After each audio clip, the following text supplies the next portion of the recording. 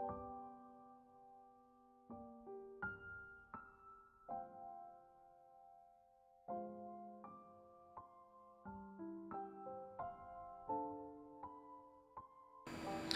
everyone, I am Dr. Anurag Sharma.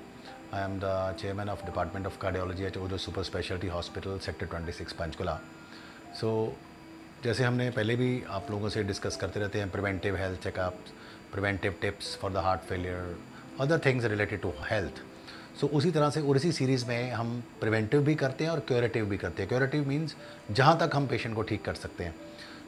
उनमें से हमारे पास कई तरह के कॉम्प्लेक्स केसेस भी आते हैं, सिंपल भी आते हैं, तो सबको ही ठीक करना है हमको. पर ये जो केस था ये भी एक बड़ा ही टिपिकल केस था जिसमें कि एंजियोग्राफी हमने करी और उसके बाद देखा कि दो नाड़ियों में ब्लॉकेज है और इस जगह ब्लॉकेज है जिसको बाइफर्केशन ब्लॉकेज कहते हैं, जहाँ की नाड़ी की एक ब्रांच है वो भी एक बहुत बड़ी है और अगर उसको नहीं प्रोटेक्ट करते तो पेशेंट को हार्ट में एक प्रोसीजर के दौरान भी उसको हार्ट अटैक हो सकता है अगर उसकी नाड़ी को प्रोटेक्ट ना किया जाए. तो अगर नहीं करते तो उसकी डिफरेंट टेक्निक्स होती हैं, उनमें से एक टेक्निक है mini crush technique. So that is what we did in this case.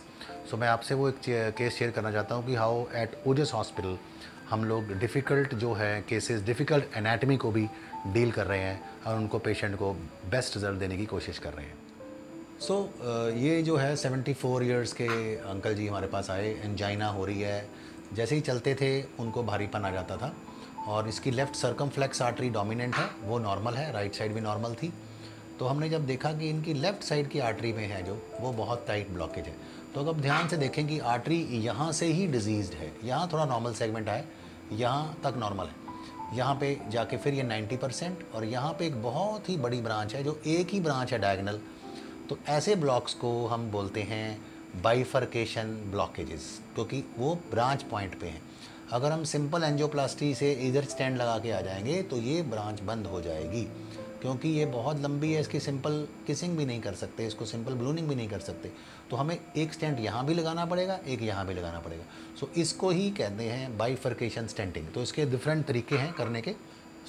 इसमें क्या होता है कि हम दो वायर्स लेते हैं. एक वायर पहले मेन में भी डाल सकते हैं और ब्रांच में भी डाल सकते हैं, और उसके बाद हमने ब्रांच को डायलेट किया 2 ढाई के बलून से, और उसके बाद हमने मेन को भी 2.5 के बलून से डायलेट किया. उसके बाद हमने जो ब्रांच है जिसको पहले प्रोटेक्ट करना है तो उसमें हमने एक स्टेंट लेके गए और यहाँ पे एक बलून रखा मेन वेसल में, उसको ताकि वो उसको क्रश कर सके. उसके बाद हमने जो है वो मेन जो है ब्रांच में स्टेंट डिप्लॉय कर दिया. उसके बाद हमने इसको वायर को और बलून को बाहर खींच लिया. ये जो वायर और बलून है इसको हमने बाहर खींच लिया और हमने जो मेन में जो रखा हुआ था बलून उससे हमने इसको क्रश कर दिया, इस स्टेंट को क्रश कर दिया.